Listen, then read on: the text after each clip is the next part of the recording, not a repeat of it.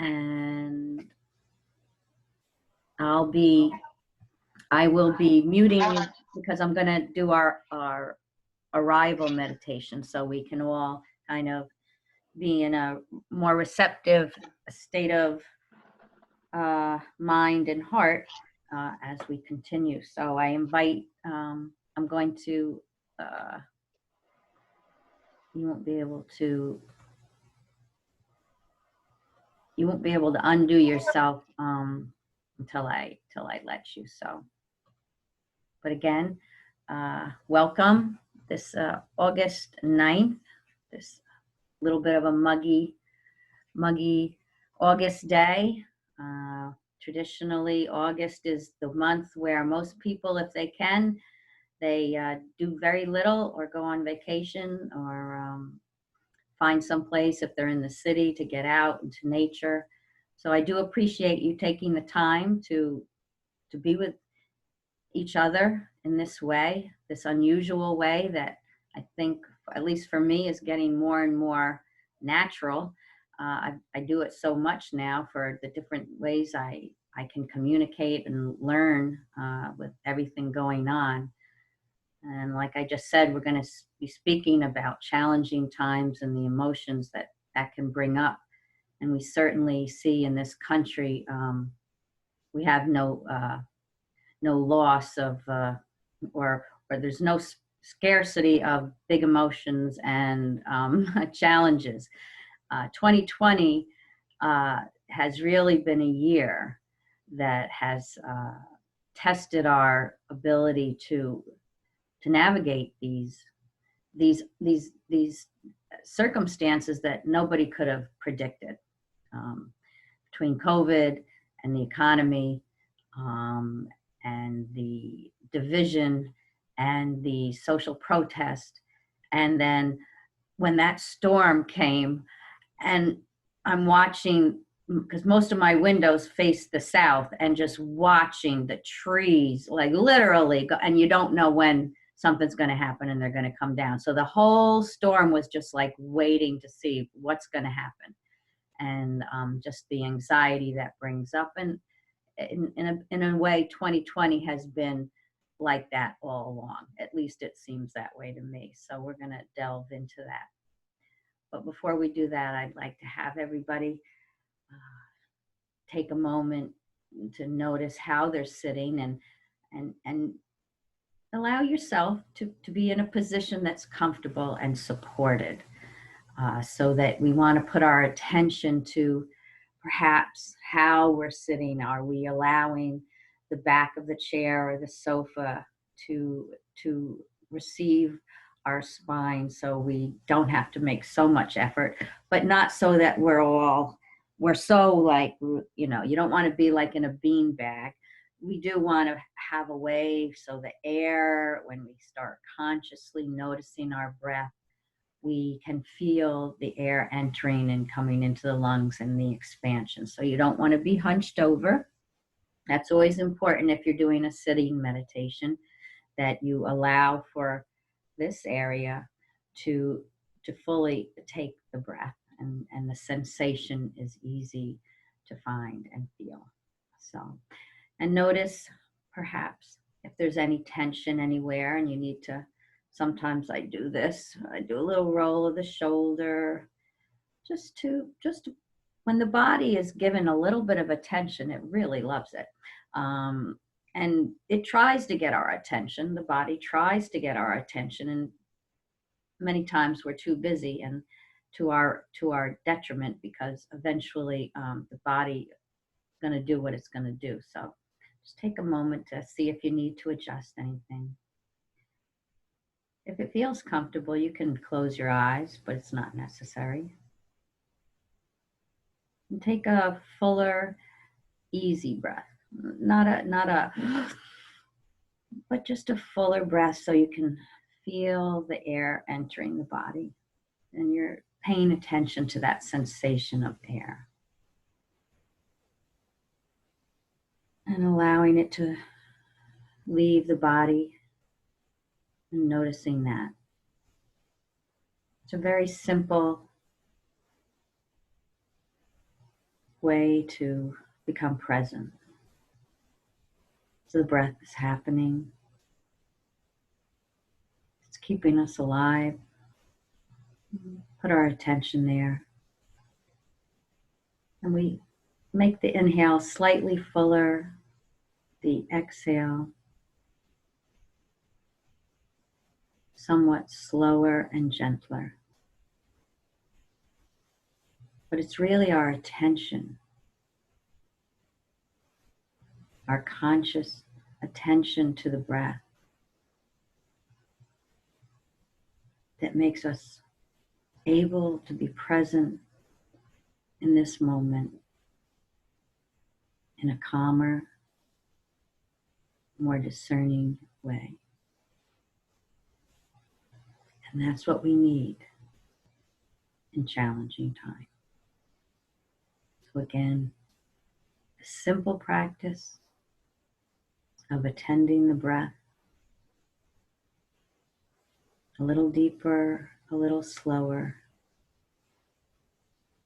to coordinate the mind that often is bouncing around in the past or the future, and bringing it front and center to something very simple but profound, the breath. And the more we practice this, not so much in a 20-minute sitting or a 40-minute sitting, not that there's anything wrong with that, but even for 5 minutes, it changes things. Our whole self is nourished by our attention to the moment.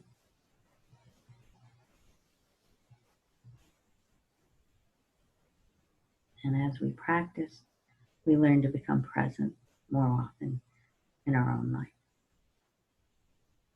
We'll just breathe on our own.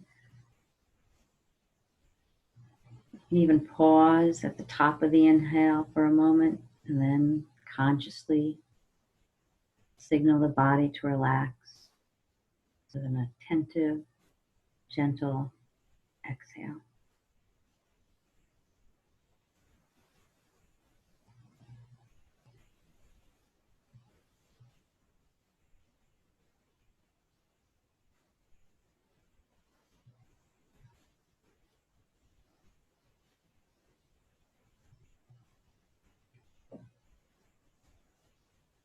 Breathing in,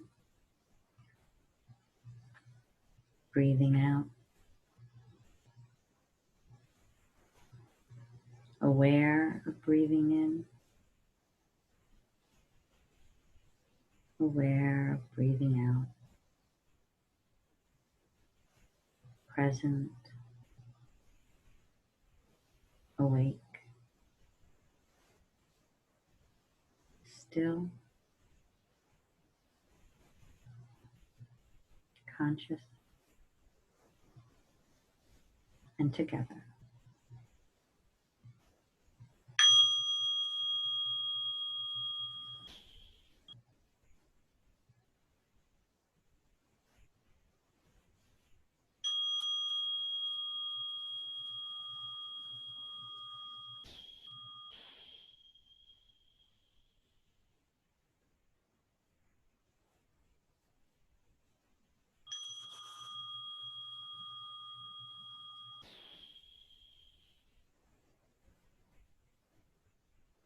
Okay. You can stay in that meditative state. You can even leave your eyes closed if you'd like. I'm going to I'm going to start off, as I usually do, with a saying or a quote. And this is from an African proverb. And it's a very short one, but it's very profound once we tap into what they're saying.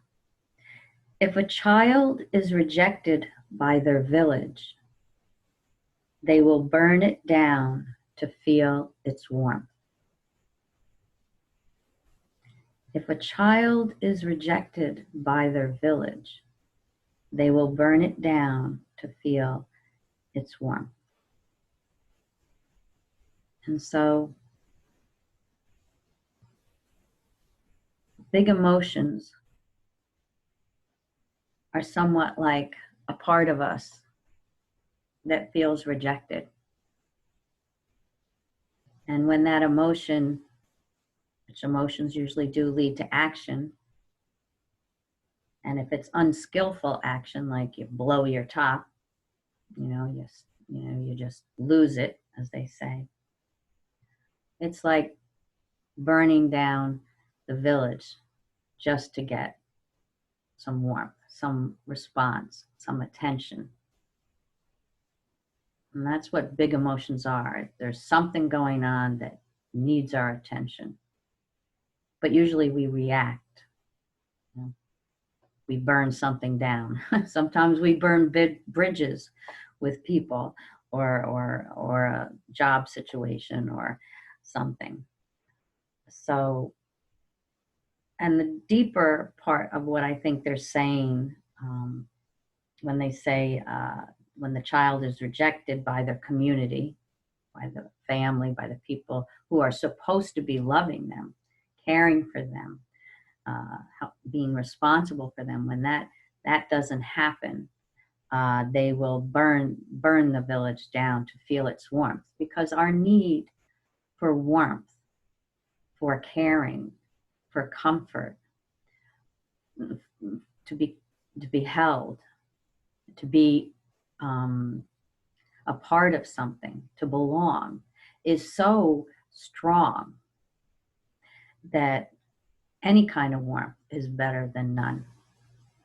And if you work with children or whatever, you know that if you don't give a child positive attention, they'll certainly get your attention by doing things negatively, because that'll work.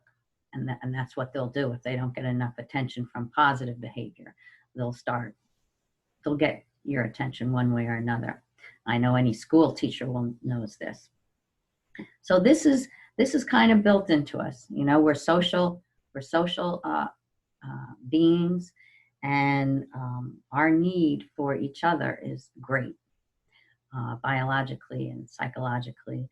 And so these big emotions are usually in some way tied to a perception on our part that either love is present and someone's being loving, or the perception is it's not there, and it's not present in the interaction, that whatever the situation, this person is not in a caring or warm thing.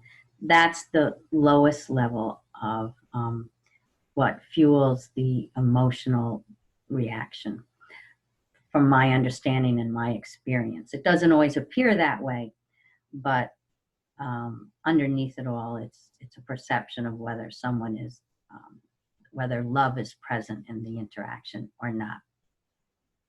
And it has a big kick. So,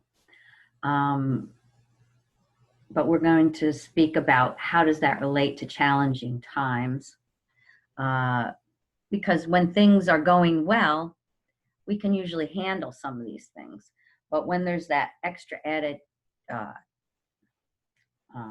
layer of stress and uncertainty, we tend to be more reactive. There's a quote from Barry Evans, because I want to stress, sitting meditation, I didn't enjoy it for a long time, so I didn't do it regularly. And at some point that changed. But a lot of things that I've learned or experienced wasn't necessarily in sitting meditation. So Barry Evans has this, says this: when I put so much stock in formal meditation, I forget that it's only one way of helping me see the magic that surrounds me and that is me. Redefining meditation simply as the opportunity to notice opens up a world of possibilities. So as I speak in these classes and today, meditation, when we think of it as an opportunity to notice, rather than you have to set aside a certain amount of time, you have to sit on a cushion or a chair, you have to, if we open up our understanding of what meditation can be and mean, it's becoming present. It's becoming aware of the present moment. It's becoming present to whatever is happening right now. To notice, and that goes back to, if someone is rejected, they don't feel seen or heard. They're not being noticed. So a lot of this is interconnected with how we're put together. So if we think of, can I develop the habit or the capacity to notice, to see that opportunity to notice what's here. That's meditate. That's a form of meditation. It's a meditation that is as you do your normal day. So it's a capacity building tool. So I like that a lot. And in challenging times, in 2020, this whole nation, this whole world has had so many opportunities to notice what hadn't been noticed for a long time, or if ever. And I think the Black Lives Movement is about that. A lot of us comfortable in our whiteness didn't notice a lot of things. 2020, this movement, COVID, has brought us the opportunity to notice and to be present. What is really here? But it's challenging. It's challenging, and it can bring up some pretty big emotions.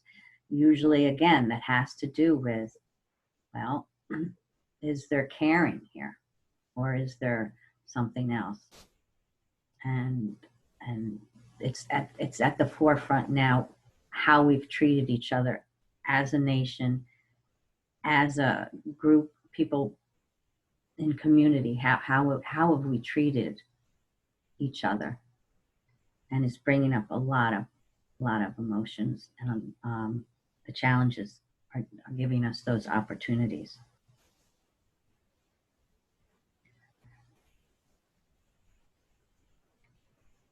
There was an article that I read when I realized I wanted to talk about challenging times. Basically, I think the storm was when I realized, here's one more challenge for us this year. And it's an article called Head and Heart Together.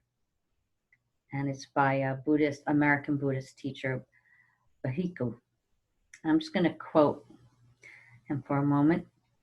All too often we think that getting in touch with our emotions is a means of tapping into who we really are, that we've been divorced from our true nature, and that by getting back in touch with our emotions, we'll reconnect with our true identity. But your emotions are not your true nature. We talked a little bit about this last time, one of the talks. What are we identifying with? When we're angry, I'm angry, but that's not correct. You're not anger. You're experiencing anger. You're aware of anger or whatever emotion is up. And he goes on, he says, remember that emotions cause you to act, right? When you get emotional, you usually act on that in some way. Emotions are there to get our attention. Something inside us is being moved or touched, and it's causing a need to respond or react. So remember that emotions cause you to act. They're not good or bad. They're there to cause you to act. And he says they are paths leading to good or bad karma, meaning they lead to either good cause and effect or harmful cause and effect. when you see emotions as paths, you can transform them into a path you can trust. And that means your intention. You will have an intention that has integrity. When you can see that, when you can notice that opportunity with that emotion that's coming up, you can create a cause and effect that's going to be skillful, that's going to bring about good karma or good effect, if you can in that moment see what's there, connect with your own good intentions, and then discern a way forward that is not burning down the village. As you learn how to deconstruct emotions of ill will, hard-heartedness, resentment, and distress, and reconstruct the Brahma Viharas, and those are compassion, empathetic joy, and equanimity, in their place, you don't simply attain an unlimited heart. You gain practice in mastering the processes of reframing. So that's a lot. That was a lot in just two paragraphs. But basically, there's a story behind every emotion. If you're having a big emotional reaction, now this isn't a feeling like when you stub your toe and it hurts and ouch, you're in pain. That's a feeling. But an emotion, an emotional reaction to something, there's a story behind it. That's why it has energy to it. So you have some sort of story in your head about what's happening or the other person, right? And usually, in my experience, most of the time, usually, the story or the theme of the story is that love is either present and detected, or it's perceived to be missing in whatever's happening, that somehow you're being disrespected or not being treated in a caring way or an attentive way or even being noticed, right?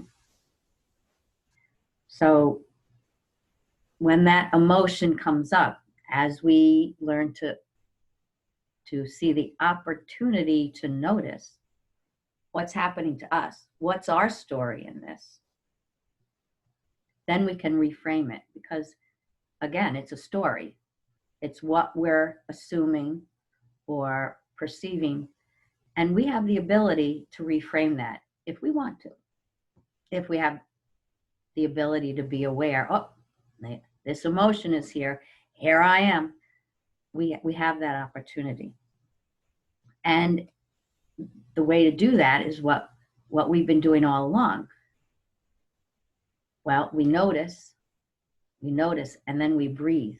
We use our breath consciously to calm us down, to become present, so that we're not just listening to the story that's in our head, which sometimes is even below consciousness. It's so ingrained, we just have this overwhelming emotion. But if we can say, I'm aware that I'm hurt, or I'm angry, or I'm irritated, or whatever it is, challenged. And we remember to use the breath. Just a few conscious, slowing breaths, slowing down the breath. Then we can become aware what's going on here. Now, every moment is different, so I can't give you a magic formula. We'll always do this or reframe it that way. But at least you have the opportunity to notice. And maybe you are making an assumption about something, and now is not the time to lay into somebody. Maybe it's time to do something else, or listen. I don't know, because every situation is different. So these big emotions are getting our attention, and then we use that attention to see the opportunity to notice, to become present, not react, slow ourselves down a little bit, bring the body with us so it's out of that reactive mode, and then reframe it if we want to, if we can. And, there are going to be times where it's over before we can even do all that. But it's a practice. That's one of the reasons we practice the breath, because the breath is incredible. So it's shifting our perception in the moment after we calm ourselves with a breath. That's what we can do with these big emotions that come when we're challenged. It's not even challenging times. Challenges can come in just in a normal relationship. We all know what it's like to be in a relationship with someone and be challenged. So these big emotions can come up, whether the whole world is feeling the challenge that we have now, or just in our day-to-day existence with each other. And this is a Buddhist example that comes from this same article uh, about shifting your perception.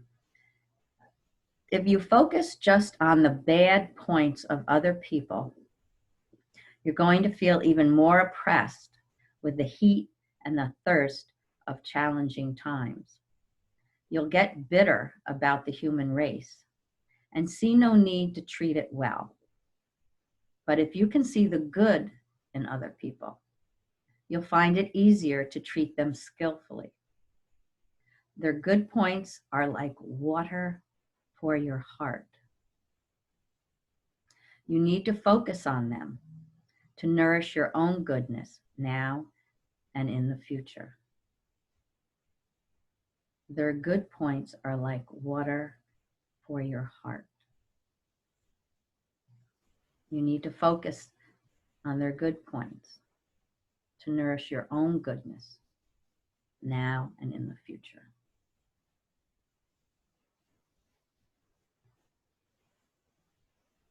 So,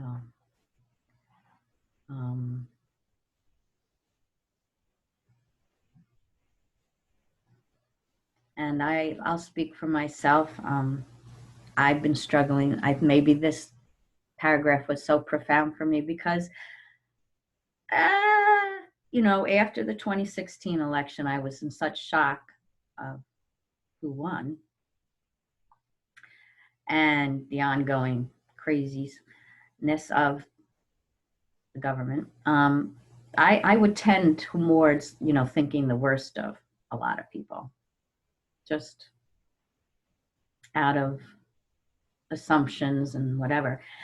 But what I didn't realize when I was doing that, it did. I was the one who suffered for that, making those assumptions, because I don't know how everybody thinks or what they're doing. And it's a constriction. And then it limited my ability to feel my own goodness, because I was souring myself with my perceptions and assumptions. So it's for our own benefit to make the effort to try to find the goodness in others, to remind ourselves when we have the opportunity to notice, and when we're being triggered, to find something good about that person and slow the process down, and perhaps act skillfully so that nothing is burned down and moving forward is still possible. So that's what it does for us personally now in the moment, and for the future. If we can find a way forward, it only makes the future better. And the last quote I'll say from this Buddhist teacher is, "Your heart needs the help of your head to generate and act on more skillful emotions," meaning cultivating compassion and equanimity and empathetic joy. Your head needs your heart to remind you that what's really important in life is putting an end to suffering, yours and everyone else's. So these emotions and these challenging times give us opportunity to notice, to put attention there, to be present, And then to consciously choose what to focus on: goodness, good intentions, integrity, or assumptions of ill will, or whatever story we're telling about it. And to create a different path. Remember, he said, if you see emotions as a path, you can use these emotions to take a different path. So, and we have that capacity. We have that capacity. But it's practice, and it's a willingness and a desire to interact a different way, to use what we have. We have these emotions, we have these thoughts, we have the breath, we have the body, we have each other, to use it skillfully, or as skillfully as we can as we go along. So I'm going to pause the recording. So if there's any questions and stuff, so this way you won't be recorded. Okay, I have a quote from my meditation teacher, Jack Kornfeld. And if you can sit quietly after difficult news, if in financial downturns you remain perfectly calm, if you can see your neighbors travel to fantastic places without a twinge of jealousy, if you can happily eat whatever is put on your plate, if you can fall asleep after a day of running around without a drink or a pill, if you can always find contentment just where you are probably a dog. So be kind to yourself. This is all something we aspire to, the emotions as a path to goodness and evolution. This is something we aspire to. We're gonna fall down, and we're gonna be reactive and all these, because we're human, and because we're a work in progress, and we're bumping up against all the other 9 billion people on the planet. So it's just a reminder that you're not a dog. You are a human, and be kind to yourself and to others, and we'll get through this. We will get through this. So again, this is our final meditation, and I'll end it with a poem and the bell. So again, get yourself in a position that will allow you to stay awake if possible. But if you fall asleep, that's fine too, because there's still something going on. My voice will be heard somewhere in the canyons of your mind. So allow yourself to be supported. Allow yourself to take that support, knowing that the universe is also set up to assist us in surviving and thriving. So again, you can close your eyes if that feels comfortable. Let your body sink a little more into that support, knowing at this moment here together, all is well. And take a deeper breath, allowing your lungs to receive the oxygen that is provided to everyone, regardless of who you are, where you are, what you believe, don't believe, whether you're good, whether you're nasty. The breath is there for us to use as a way, as a means to becoming present to our own life, to what is available, to when there is choice, when to choose love over fear, to create kindness rather than suffering, allowing the breath to bring us present to our own interconnectedness, our beingness, our wisdom. So noticing the breath coming in and out of the body.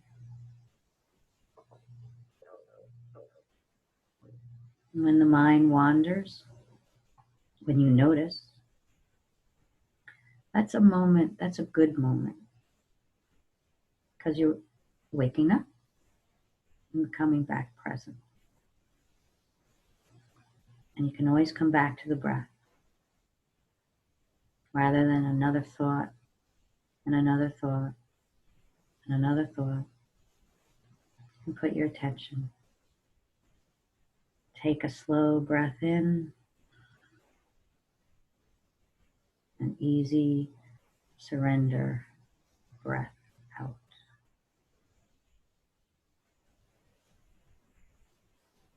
And that's a practice.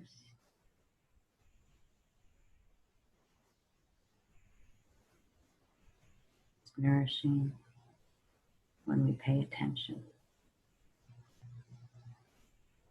within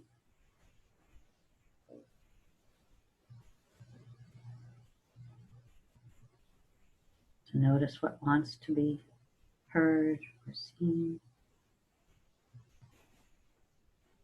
what part of us needs a little kindness,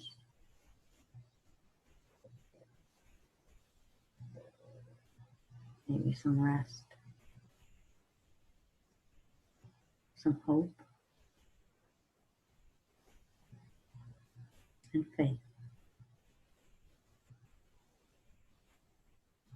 Coming back to the breath.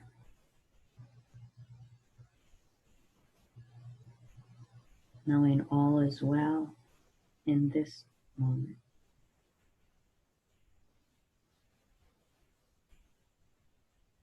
There is love. There is connection. There is belonging.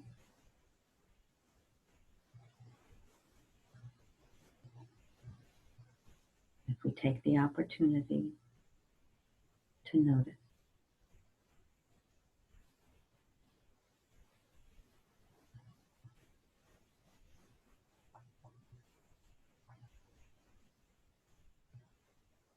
Allowing the breath to nourish us.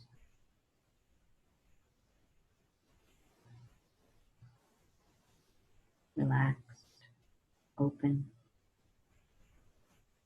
Please listen to these words by Mary Oliver.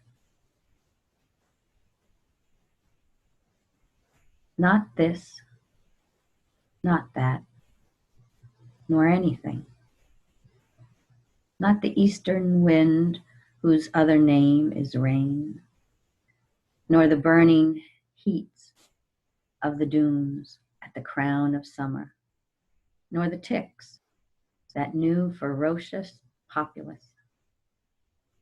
Not the president who loves blood, nor the governmental agencies that love money, will alter my love for you, my friends, and my beloved, or for you, O ghosts of Emerson and Whitman, or for you, O blue sky of a summer morning that makes me roll in a barrel of gratitude downhill, or for you, oldest of friends, hope, or for you, newest of friends, faith, or for you, silliest and dearest of surprises, my own light.